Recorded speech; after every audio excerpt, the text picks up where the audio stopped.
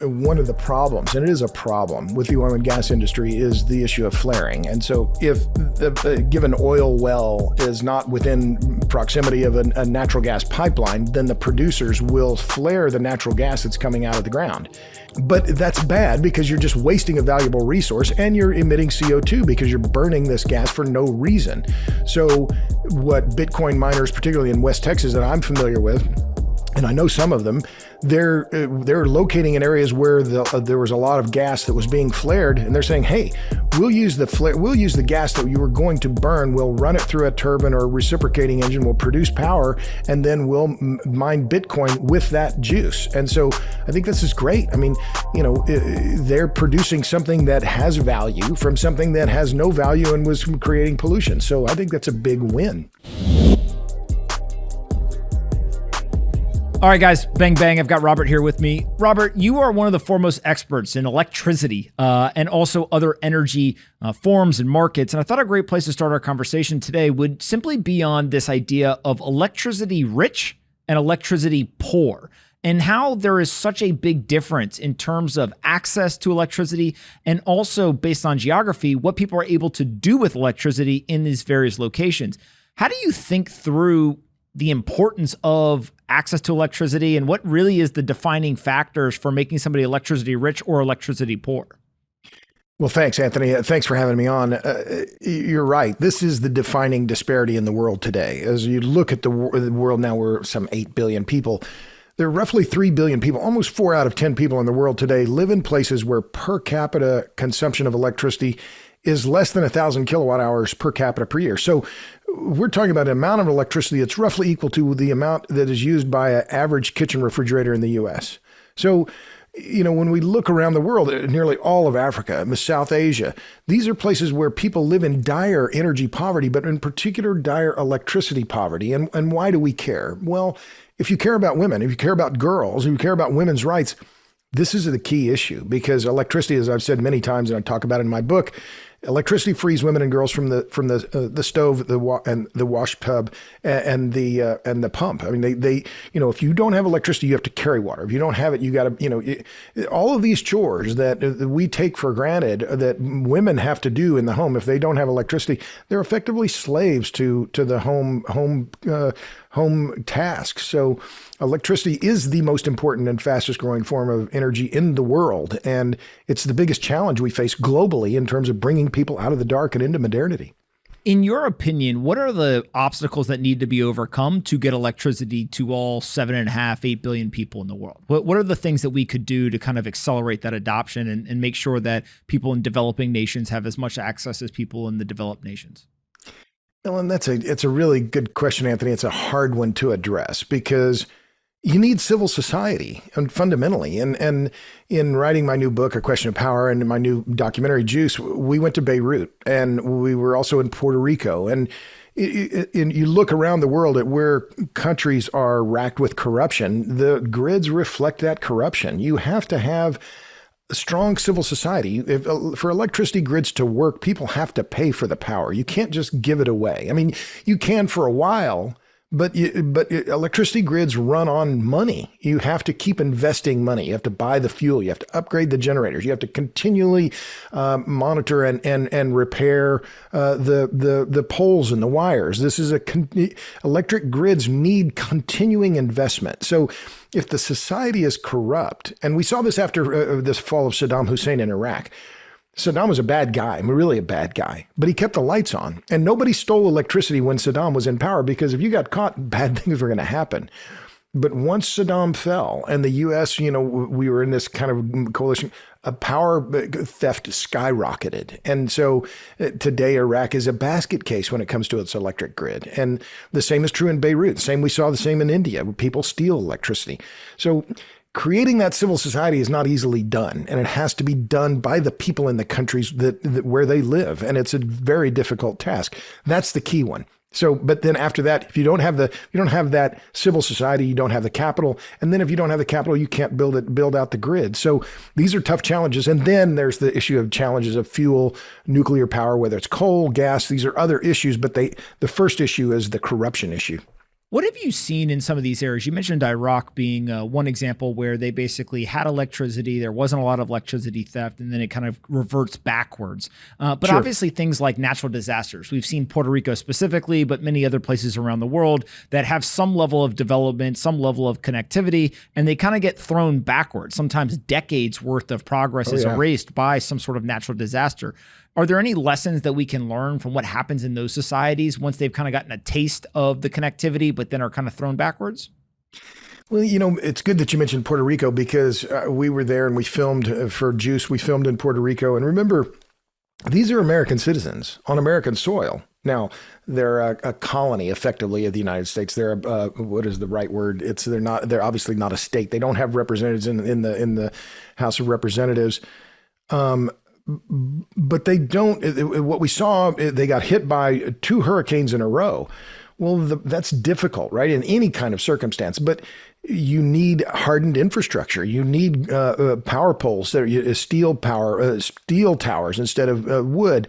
We saw this in South Louisiana, where they're hit by hurricanes regularly there. Well, if you use wood power poles instead of steel ones or concrete ones, they're not going to last. And that's again, that goes back to the capital issue, which requires these continuing infusions of money to make sure the grid has integrity.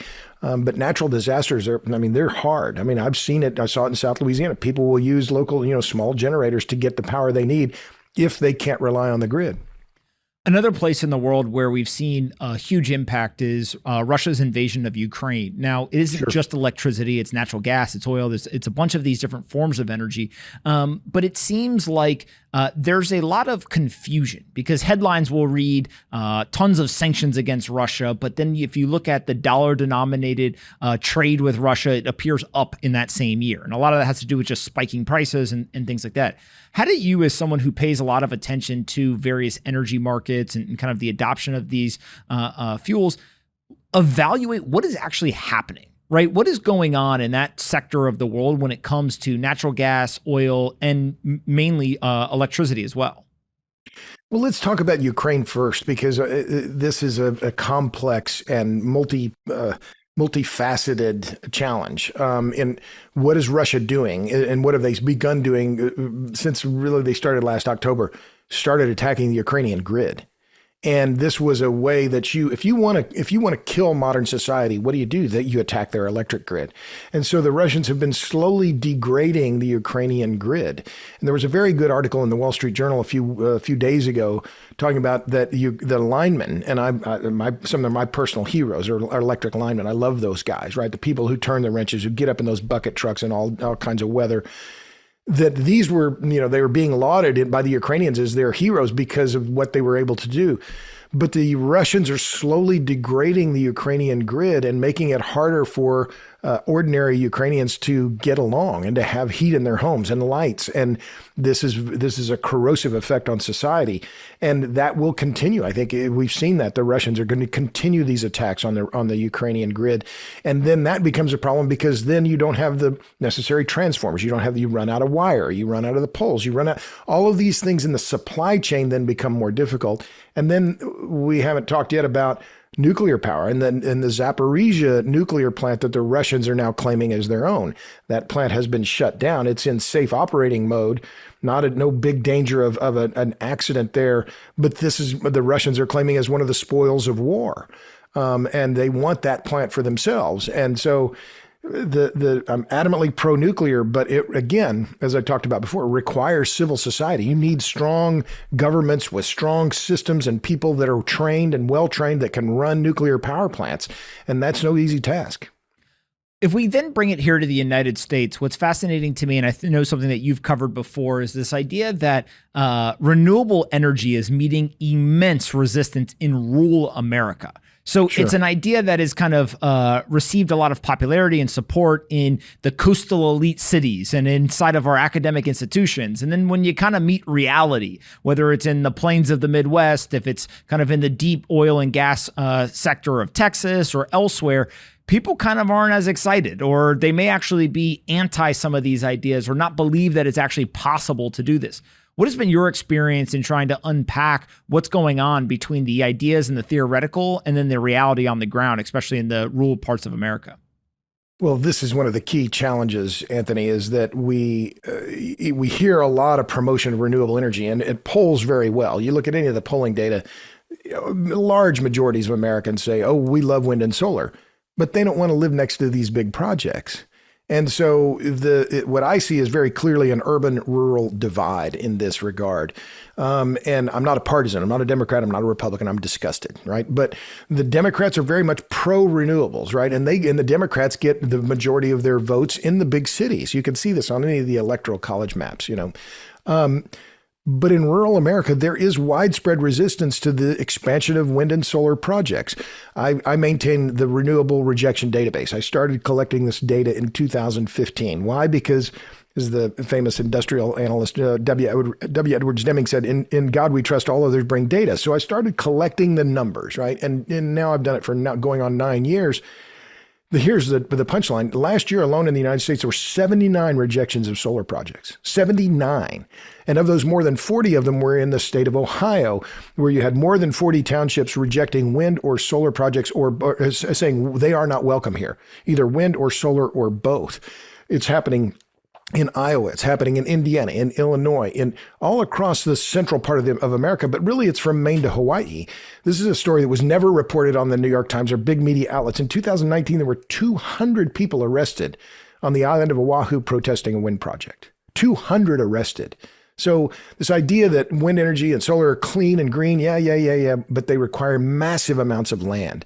And that's the key issue. And it can't be overcome because of the low power density of wind and solar. And so this is one reason why I've been reporting on it. And of course, the wind and solar guys don't like that I report on it. They don't like it. They want to discount the rejection database. But the numbers are the numbers. They're not my numbers. They're the numbers. One other aspect of this that I was not aware of until the United States pulled out of Afghanistan was there are these mines where minerals and metals and magnets and all these other kind of components that end up being put into various types of technologies or physical products that are supposed to be helping accelerate the adoption of renewable energy.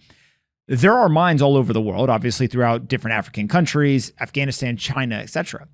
But as I dug into Afghanistan specifically, the Taliban essentially came under control of this mine, or they came into control of the mine.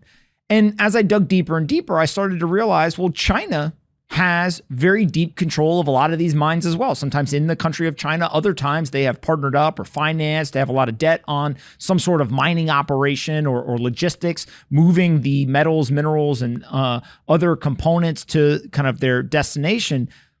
Are we just at a point where even if everyone accepted renewable energy, it would be hard to actually build enough of the physical products because the components are either too expensive or too inaccessible for kind of the Western world and the United States of America specifically? Well, I'd restate it as saying that this idea around the energy transition, which is the phrase we hear all the time, is that the energy transition, the metals, minerals, and magnets that are required for the energy transition. China has a dominant role in nearly all of those. I spoke in Houston yesterday about this. The Department of Energy last year released a report on neodymium iron boron magnets. These are the high-strength magnets that are doped with dysprosium and terbium to make them work better in high temperature. But these are the critical magnets used in electric vehicles and in wind turbines. China controls more than 90% of the global production of these neodymium iron boron magnets. But you look at this, there was a report that just came out in the last few days from the International Energy Agency. You look at electrolyzers to produce hydrogen. You look at wind turbine blades, the nacelles, the electric vehicle batteries, electric vehicles themselves. China, again, controls dominant market share in all of those. And further, back to your point on the mining and the processing, the same is true for rare earth elements. I mentioned dysprosium and terbium, neodymium, lanthanum. That market is also, the rare earth elements, also controlled by China, and the growth areas like for processing of things like cobalt, copper, lithium, nickel. Again, China has the dominant position in not just in current production, but in the projected production of those metals. So there's nothing free, right? There's no such thing, as Milton Friedman said, there's no such thing as a free lunch. And this idea that, we're just going to shift away from the hydrocarbon-based economy, which we've been doing now for more than 120 years, and go to something else. No. This is going to take a lot of time and a lot of money, and we have to be very clear about the supply chain risks and what this means in terms of the U.S. and China and our long-term relationship with China. I'm not a China basher. China is going to look after China, but we have to be very clear-eyed about this. There's another idea that you've popularized, and I've seen you talk about this idea of natural gas to nuclear as a way for the United States to address a lot of different problems. What exactly does that mean? Natural gas to nuclear? Is that just we need the full array of options from an energy standpoint? I typify it this way, Anthony. I say this is the no regrets policy if we're serious about decarbonization. So global warming and climate change, this is a real challenge. And the way I put it, it is climate change is a concern. It's not our only concern.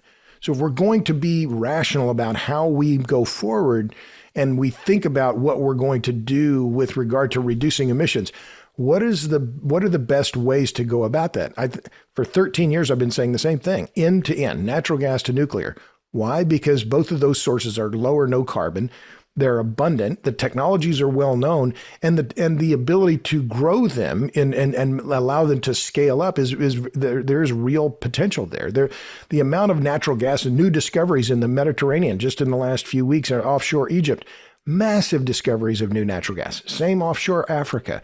The world is awash in natural gas, but we have to drill for it. The technology of nuclear energy, well known, well developed. The Chinese, the Russians, the South Koreans, the United States, the French, there are a lot of countries that can deploy nuclear at scale. So if we're serious about reducing emissions, we need to be serious about natural gas and nuclear because renewables will not be able to scale up to the degree that we need to if we're going to make a serious dent in global CO2 emissions. So what fascinates me about you and why I wanted to talk to you was kind of two different components that are related. The first is that you have been a very outspoken critic of the United States' goal to reach energy independence. You've basically said that is not feasible to actually accomplish. On top of that, you, I believe, testified, but for sure have publicly criticized both George W. Bush and Barack Obama, two different sides of the aisle, for many of the energy policies that we're pursuing, specifically around using renewable energy to eventually get to a point where the United States could be energy independent and serve all of those energy needs that we have. As you approach this, is there any path to where the United States could actually get to an energy independence, or is it just that the renewable energy path that is being pursued can't get us there? Hey guys, what's going on? I hope that you're enjoying this conversation, but I wanted to interrupt for a quick second and tell you about a brand new conference that I'm hosting on March 4th at the Miami Beach Convention Center. The event is called LYCEUM Miami, and tickets are completely free for anyone who wants to come. I'm bringing together many of the most popular guests from the podcast over the last couple of years. Some of the guest speakers that we've already announced are people like Vivek Ramaswamy from Strive Asset Management, or Delian and Mike Solana from Founders Fund, Chris Williamson from the Modern Wisdom podcast, Cody Sanchez from Contrarian Thinking, and billionaire Christian Augermeyer, among many others. I've got a number of amazing surprise guests as well, some that you definitely will not expect, and others that come from walks of life that you will be scratching your head as to how I even got them to show up. But come check out LYCEUM Miami on March 4th. The Lyceum was a public gym in Athens, Greece, where people used to come together, talk about ideas, and debate topics that were important to society. I want to meet people in person, in real life, once again, after 3 years of a hiatus from real life events. And so I'm hosting the event. And as I mentioned, anyone from anywhere can come to this event completely for free. All you need to do is go to lyceummiami.com and you'll be able to pick up a free general admission ticket. Make sure you claim your ticket in order to get in through the doors. LYCEUM Miami is going to be a great time. So come check it out. Come hang out with me, many of the popular guests from the podcast, and other like-minded individuals. LYCEUM Miami, March 4th, Miami Beach Convention Center. I hope to see you there. All right, let's get back into this conversation. Well, the latter, I would agree. There's no way that we can rely solely on renewable energy to get us to be independent. As I talked about China, the supply chain with China is one that is going to take decades to change. We can't suddenly begin producing these magnets and metals and minerals at the scale that the Chinese are now. We can't do it in a couple or 3 or 4 years. We can't do it in a decade. It's going to take multiple decades. But I think the issue, to go back to the energy independence, this is a marketing slogan. We are interdependent in the world today on all kinds of different things. We could talk about tennis rackets or shoes or beer or wine or you name it. We live in a global economy. And yet this idea of energy independence, it goes back even back to the 1973 and the OPEC oil embargo, where, politicians are saying, well, we should be independent of foreign oil. Okay, well, I get that. And now we've talked about this same issue now for almost 60 years, but we are still not energy independent in the U.S. We export a lot of crude oil. We import a lot of refined products. We export a lot of refined products. And so we live it, in particular when it comes to the oil and oil market, and now increasingly in the natural gas market, we are interdependent in the world. Forgive me. We're independent in the world, and that's not going to change. I mean, and well, it shouldn't, because look at the, energy independent. Well, if we were energy independent, we wouldn't be able to send natural gas to Europe, right? So we have to, the reality of a global integrated economy is real, and it's particularly real when it comes to energy and energy supply chains. I recently spoke to a gentleman, Bill Perkins. Bill Perkins is a natural gas trader, pretty well known in the poker world, a number of other industries. And one of the things that he brought up was actually many of the actions of the United States in the Russia-Ukraine conflict have caused more inefficiencies. We've seen backups and storage around the world. We see places saying, I'm not going to use that pipeline, but instead I'm going to put it on a ship, and then I'll just sail it around, and get it there from a different geographic approach. What is the kind of measurement that you could give us in terms of how inefficient is this entire logistics and energy market becoming? Or is it actually becoming more efficient over the long run with some short-term hiccups where there's inefficiency introduced? Like, is the trend that is becoming more efficient, or is the trend that is actually becoming less efficient over time? That's an interesting question. I hadn't thought about it in those terms, but I'd put it this way. I think that the molecules that we are producing, whether it's natural gas or particularly propane, my friend Chris Wright, his favorite hydrocarbon is propane. Why? Because it's easily transported under a standard temperature and pressure. You can use it as a cooking fuel. You can use it as a transportation fuel, as a process of you can turn it into chemicals.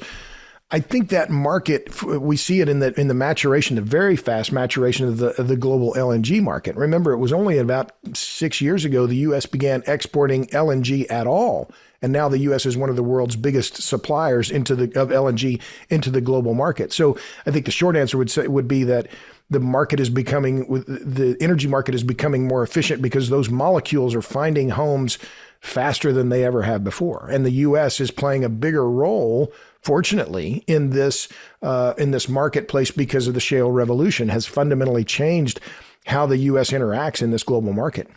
For those that are listening, LNG is liquefied natural gas, which is relatively new to the market. Robert, another thing that you've talked about, which I got to admit, this gave me a good chuckle because as someone who is native to the internet, I love someone who can come up with an idea that just probably absolutely really, really upsets their critics. And one of the things that you have criticized is this whole idea of the safety of birds or wildlife protection laws. And what you explicitly call out is that there are oil producers and electric utilities that have been charged and fined under the Migratory Bird Treaty Act for killing birds, right? It is no good. It's bad. There's rules that prevent them from doing that. And if they do it, they end up getting fined, etc. But you wrote this article in the Wall Street Journal, which is so important and deemed so important that it's literally on your Wikipedia page with this excerpt that says, yet there is one group of energy producers that are not being prosecuted for killing birds: wind power companies. And wind-powered turbines are killing a vast number of birds every year. A July 2008 study of the wind farm at Alamo Pass, California, estimated that its turbines kill an average of 80 golden eagles per year. The study, funded by the Alameda County Community Development Agency, also estimated that about 10,000 birds, nearly all protected by this act, are being whacked every year at Alamo. 10,000 birds is a big number. Why is it that there is such a different treatment to the different companies when it comes to just birds, let alone other things? Well, thank you. This is a key issue for me. I'm a longtime bird watcher. I'm proudly a bird watcher. I'm an outdoorsman, and this is something that gives me great joy and a whole lot of other people. And the bird populations around the world, numerous studies, including a recent one by Cornell, have documented dramatic declines in the bird population around the world. And yet these wind companies are allowed to build these wind projects. And in fact, I wrote about published a piece last year in Newsweek. The biggest renewable energy company, producer of renewable energy in the world, NextEra Energy, built a wind project in the middle of known golden eagle habitat. They were warned 3 times by the Fish and Wildlife Service not to build the wind project where they built it. They built it anyway, and they got fined under the Migratory Bird Treaty Act. They should have been charged criminally under the Golden Eagle and Golden Bald Eagle Protection Act. They weren't. But they paid a fine to the federal government. I think it was, memory serves, something on less than $30 million. But they did it on purpose, Anthony. I mean, they did it on purpose. They knowingly went in an area where they knew they were going to kill eagles, and they did it anyway. And so this just grinds my gears, as my late brother John Bryce said, grills my cheese.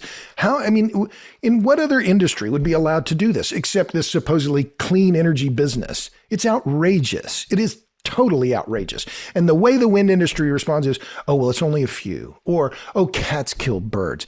Cats don't kill golden eagles. Cats don't kill bald eagles. I mean, this is a farce. And yet this industry is allowed to get away with murder. And it's not just birds, it's bats as well. And this is one of the other parts here that I think is critical, because in fact, the impact on bat populations may be ultimately, in terms of ecosystem impacts, greater than the impact that these wind turbines are having on birds. Bats are important pollinators and insectivores.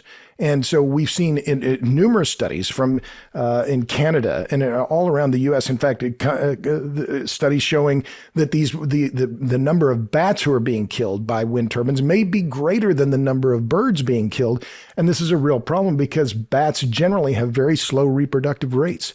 They're our only flying mammal. And so this impact on wildlife and this excuse that, oh, it's only a few, or, well, global warming or climate change. Well, damn it, no. This is not okay. We need to think about these impacts first. And it's one reason why I'm so adamantly pro-nuclear. If we're serious about reducing emissions, we need small footprints, and nuclear energy has the highest power density of any form of power generation. We should be doing that instead of littering the landscape with these giant wind turbines. Why is nuclear so toxic as a topic? Why is it that no one wants to approve the building of these new facilities, or whenever it's brought up by anyone who appears to be in the mainstream kind of conscious or talk track, they just immediately discount it and say, like, that's not an option. Let's go back to the renewable conversation. How long do we have today?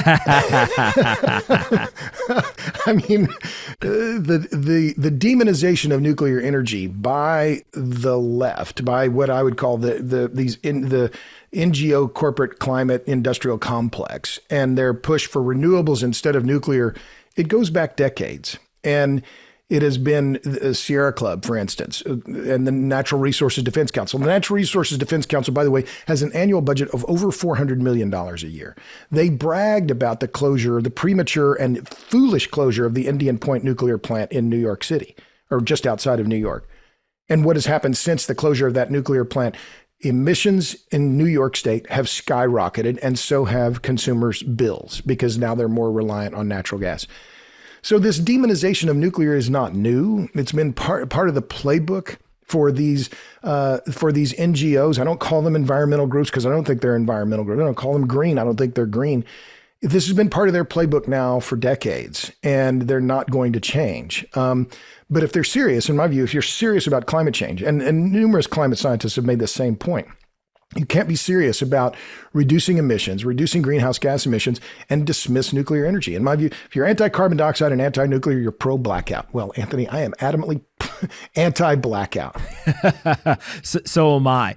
One of the industries that has forced people to become much more informed about energy is Bitcoin mining. I don't know if you know anything about the mining industry or have any thoughts there, just given its intersection with so much of the energy conversation, both in the United States and internationally.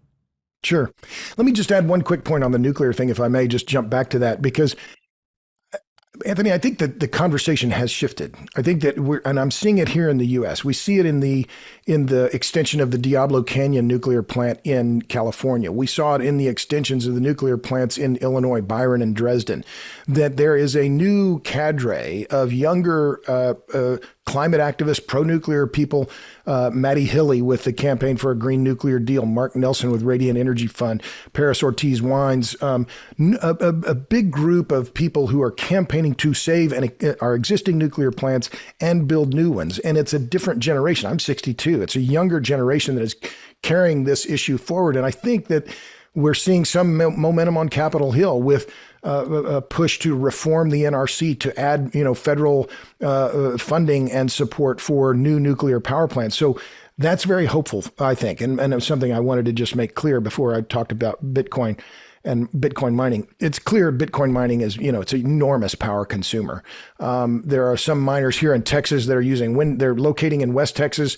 They're using low cost power when wind energy is blowing, when there's a lot of wind energy in West Texas, mining mining Bitcoin and Ethereum and other cryptocurrencies when they have cheap power, and then shutting them off when power prices go up.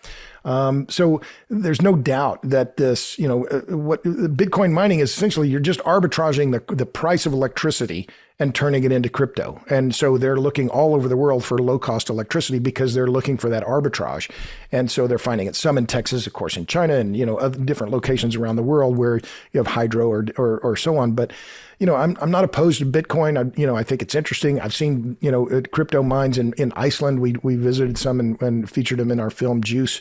So it's an interesting industry. Is it real? Is crypto real? Yeah, it's a longer discussion. I mean, we don't have all the time for that today, I'm sure. Well, what's fascinating, I think, for us to discuss today, because the audience will definitely have their opinions about real or not real, is mining as a ability to stabilize the grids. Texas, for example, when there was a number of different blackouts or problems, miners basically were getting paid to shut off. They did it. All of a sudden you get the stabilized grid. And I think a lot of people in the Bitcoin community kind of hold those events up as an example as to we should have miners everywhere in the United States so they can help to stabilize these grids. Is there flawed thinking there, or do you think that has some merit? I don't necessarily agree with this word stabilize. I think that it's how I typify it is that the miners are able to use power when power is cheap and then shut down when it's dear. And that good for them. I mean, in that regard, they're not any different kind of in a macro sense than maybe other big industrial users. So I don't see any problem with that, right? People always are finding different ways to use electricity, and data centers are massive. Google and Amazon, they have effectively created their own grids with their own backup power generators. And they're doing it because they need 5 or 6 nines of reliability, right? 99.999% on time or online rates for their customers to make sure they don't go down. So the Bitcoin miners, look, they're going to locate where they find an opportunity where they can find cheap power, and then but I don't like the word stabilize. I think they're using the grid to their best advantage, and so am I. Yeah. I say that because I have power. I have solar panels on the roof of my house. Right, I have 8.5 kilowatts of solar panels. So half of the year I don't pay anything for my electricity to Austin Energy. So I use the grid when it's convenient for me. So in some ways, I'm not. I don't. Are you stabilizing the grid? Yeah. Okay. There you go. If the Bitcoin miners are stabilizing the grid, then so am I. Another topic that is frequently talked about in both the Bitcoin world, but I think also oil and gas, is this whole idea of the flare capture and the ability to actually monetize that energy source right there on site. What's your thoughts there? Or have you kind of seen anything that people should be aware of? Well, yeah, I think this is really something that's very positive. One of the problems, and it is a problem with the oil and gas industry, is the issue of flaring. And so people are not familiar. If the given oil well is not within proximity of a natural gas pipeline, then the producers will flare the natural gas that's coming out of the ground. And this is particularly prevalent if natural gas prices are low, and they're low now. They're about less than $3 here in the U.S. in the latest Henry Hub prices. But that's bad because you're just wasting a valuable resource and you're emitting CO2 because you're burning this gas for no reason. So what Bitcoin miners, particularly in West Texas that I'm familiar with, and I know some of them, they're locating in areas where there was a lot of gas that was being flared, and they're saying, "Hey, we'll use the gas that you were going to burn. We'll run it through a turbine or a reciprocating engine. We'll produce power, and then we'll mine Bitcoin with that juice." And so I think this is great. I mean, they're producing something that has value from something that has no value and was creating pollution. So I think that's a big win. For a layman like myself who knows just enough about the energy industry to be dangerous, it feels like that is the one thing that everyone, oil and gas, politicians, entrepreneurs, Bitcoiners, etc., all kind of look at and say, that seems like a good idea. And then once you kind of get outside of that flare gas capture and use case, there's a lot of debate, right? There becomes much more questions and debate. But that flare gas capture seems to be the winning strategy to get a lot of different types of people, groups, and perspectives all to come to the table and say, okay, I can get on board with this. Is that your experience as well? Yeah, I think it's it's a simple. I mean, this is what in poker you could call it a lay down hand, right? Well, look, we're preventing the waste of this resource, and we're creating something of value from it, and we're making money at it, and so I think it's a win-win. I don't know how many wins you can claim there, but yeah, I mean, this is a really positive development. And the next step would be then for some of this other gas that's being flared. Well, could we turn it into other products, or could we turn it into power and put it back on the grid, or could we turn it into something else we haven't thought about yet? But I think this is a very positive thing, and it's some just entrepreneurship at work. This is what people and entrepreneurs do. They look for that, what my friend Porter Bennett calls the fat margin, and he said, and they find that fat margin, and it gets squeezed as more people find that opportunity and exploit it. Before I let you go, one of my favorite questions to ask reporters, authors of books, or people who have the ambition and the heart to create documentaries is, what are the stories that are most interesting to you in the world right now? Like, when you think about things that you're interested in or things that are developing, what stories are you paying attention to? I like that question. On my podcast, the Power Hungry podcast, I always ask people, what are they reading and what gives them hope? Those are my closing questions. But I think of myself as a reporter, right? I don't, I've written 6 books. I've made a documentary. I'm a podcaster. I do these other things. I do a lot of public speaking, but I think I'm just at root a reporter. And what do I respond to? I respond to people. I think that one of the strengths of our documentary Juice is that it's a people movie. And so why do I maintain the rural rejection database? Why do I care about these people in rural America? Because I love those people, and I've met some of them. These claims that, wind energy is green. Well, talk to some of the people that have wind turbines built near their homes, and they're suffering because of the noise pollution from these wind projects. And it is noise pollution. I've met these people. I've been in some of their homes. So I care about them, and I care about those human stories, and those are the ones that I want to tell. I mean, there are a lot of policy wonks and a lot of policy stuff. To me, what really resonates and what the stories that I really respond to are people stories and humans. And working on another documentary called Burning Down the Grid, in which we're really going to do some of that and talk to people who are, they're being affected by low quality electric grids, the spread of renewables, et cetera. What has been the most surprising thing of your career when it comes to electricity and the energy markets? Another good question. Well, I'll answer it in one way. We went to India when I was reporting on the book and on my latest book, A Question of Power, and when we were making Juice. And I think the thing that surprised me there was the absolute abject poverty that I wasn't. I thought I knew poor. I thought I knew poverty. I didn't know what that was until I saw it in India, the level of poverty. But I think that's one answer to what surprised me. I think the other is ingenuity. And the thing that I maybe it's a different, not surprise, but maybe it gives me faith or gives me hope, and that we are smart and we're figuring things out. And I'm very hopeful for nuclear. I'm very clear-eyed about the challenges for nuclear power in America, but I'm also seeing a lot of opportunity and entrepreneurs who are looking at this market and saying, how can we build a better, smaller, faster, lighter, denser, cheaper reactor and deploy it at scale? And so I wouldn't necessarily say that's surprising, because I have a lot of faith in the human spirit and entrepreneurship, but that is gratifying, and one that I'm continually impressed by this entrepreneurship and the level and the depth and the amount of people and number of people that are pursuing these different opportunities, like we talked about with the Bitcoin miners locating and using flared gas for power. A Question of Power, Electricity and the Wealth of Nations is the book that came out in 2020. There it is right there. There it is on your screen. There you go. Tell your friends, tell your neighbors. You don't have to read it. You just have to buy it. You buy it on your Kindle, I make a better royalty. So there you go. Amazing. All right. My last question for you is, after this book, what's the single best piece of feedback you got from a reader?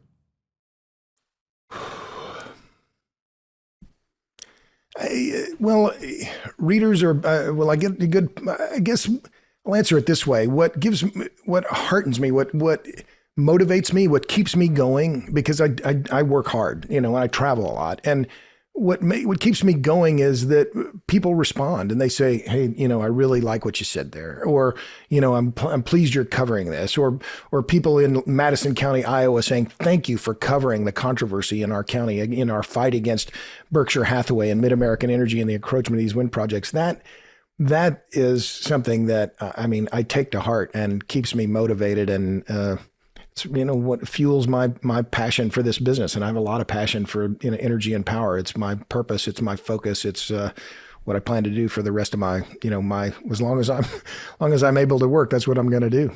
Amazing. Well, anyone who has not read the book yet, I highly suggest they go and they check it out. Robert, where can we send people to find the other things you're doing, the podcast and any other platforms online that you think would be helpful? Sure. Well, I've moved to Substack lately and had great fun there. I have just a recent piece that I published there called The Billionaires Behind the Gas Bans, which has gone viral. I've been pleased to see that. So I'm on Substack, robertbryce.substack.com. Of course, the Power Hungry podcast is available on where all fine podcasts are found. I've written 6 books. I'm easy to find on the interweb, but I have a website, robertbryce.com. So, but yes, robertbryce.substack.com, if you please. Awesome. I appreciate taking the time to do this. I think that the work you're doing is incredibly important, and I always appreciate someone who's willing to think for themselves and kind of say what they think. So keep up the great work, and we'll definitely do this again in the future. I really appreciate it, Anthony. Great fun.